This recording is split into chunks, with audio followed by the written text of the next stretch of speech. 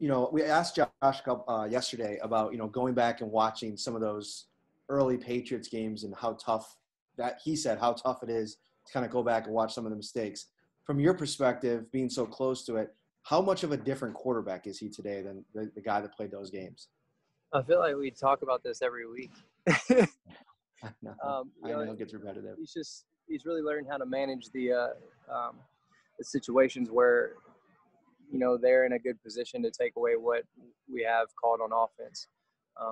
Dave's does a good job of mixing it up, but, there's some times when they just happen to make the right call on defense. He's done a lot better job of managing those situations and not trying to force anything. He's so competitive. He wants to win every play. He's learned that, sometimes they got the upper hand and, you just got to take care of the rock and minimize bad plays. He's done a good job of that this year. With all the, new faces on that New England defense, guys that opted out, injured, left in free agency, how much different does that defense look and that secondary look? I mean, the secondary is pretty much the same. But I was about to say the secondary is pretty much, the same as we saw last year. I mean, every guy that I went against is there. So it's not going to change much for me. I mean, I don't know much about everything else, but, it's pretty similar. Thanks, man. Yep. Hey, Cole. Adam from 7 ABC. Good to see you. Just wondering the connection with Josh, and I know this is something that gets talked about with you too, but after last week's game, he had praise for your body language, kind of finding those soft zones. If that's something that you've seen, the last couple weeks, something that Tennessee and Kansas City did relatively well and something that you guys were able to pick apart against New York, you two specifically, what's that been like kind of developing that with him? And is really the sky the limit if teams are going to keep running that against you? It's just a lot of communication, and for certain routes, I tell him exactly what I'm going to do. We watch film, and then I tell him what I'm thinking for this coverage and how I'm going to run the route, so he knows exactly what to look for, and I have to do it exactly the way I tell him. Even if in the game I'm running it and it looks like it's not going to be like it was on film, I still got to do it the same way we talked about, so he knows. So really, it's just communication throughout the week. And just telling him what I'm thinking on this and asking what he thinks. And if he has something better, I'll listen, so that's really what it comes down to. Thanks, Cole. Yep. Hey, Cole, Marcel, ESPN. How you doing, man? Good, how are you? I'm good. We've heard Stefan talk about Chad Hall a couple weeks ago, called him the best wide receiver coach or best coach he might have ever had. So I was curious, what's your relationship with Chad been like these past couple of years? And I guess what was your impression of him when you first got to Buffalo? Yeah, it's good. I mean, I've had a lot of wideout coaches. I would say him and one other one were like really impactful for me. With Chad, it just helps so much that, he's a similar stature guy and his abilities were similar to mine. So that helps a lot with my game. I've never really had a guy that, coach that was like that. And it's cool that he played because he understands a lot more, kind of some things that happen in the game that maybe a guy wouldn't that didn't play the position. It's like everything on paper makes sense to those guys sometimes. And when you get in the game, it doesn't always happen that way, and it's not like that. And he really understands those deals. So it's good to talk through those with him, and he can give you other answers that make sense off of stuff like that you see that only a guy who played, could really know what that feels like. What I mean? They know what it looks like, but they don't know what it feels like. You know what I'm saying? If they did play, and that helps a lot. That's a big factor. Definitely, man. Makes sense. Were you able to have many conversations with him before you made your decision to sign with the Bills? Not before. Talked to him immediately after, but me coming to the Bills is more just about the type of offense they run and the opportunities I was going to have. Makes sense. All right, man. I appreciate you. Yep.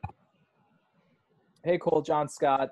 A lot has been made of a year ago when you guys played the Patriots and Josh had a game with a lot of turnovers and whatnot. And he's even pointed to that as something that was somewhat of a turning point. Do you remember his demeanor or conversations you guys had immediately following that game and if he laid out a plan or made promises to from that point forward not be that type of quarterback to essentially play hero ball, for lack of a better term? I really think that's the game that turned it around for him last year.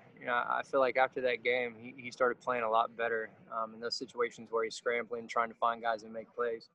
And he learned a lot from that game. And it's good to see a guy react that way. They can either go in the dumpster or they can get better from it. And he's the type of guy that got better from it. When you have games like that as a player, I've had them. Everybody's had them. You're embarrassed of what you put on film. And you can really tell that it hurt him, and he felt like he let the team down. Even though it takes all 11 to win a game, so we would never. I would never put blame on anybody. I always look at myself like, what could I do better to help him? You know what I mean? So, but it makes you want to run through a wall for him, and you can tell he cares. You know what I mean? Some guys deal with things a little different, but 100% that he wants to win, and that's all. Was he forthcoming? Was he open about it immediately after or since then? Or was it you just knew and saw it from afar? Yeah, he's been like that every game. Every loss, he's come to me and talked like that. Like it was almost his fault. He's got to be better. But I'm like, dude, we all need to be better. It's not just you. I know it seems that way. You have a lot more plays, with the ball in your hand, and everybody points at you when we lose. That's the nature of playing quarterback. But, so even though he comes to me with those things, he knows that I'm a ride with him no matter what, because I know the ability he has. And, any of those games where it's tough for him, I take it as, I could have done something better to make it a little bit easier. Thanks, Cole. Yep.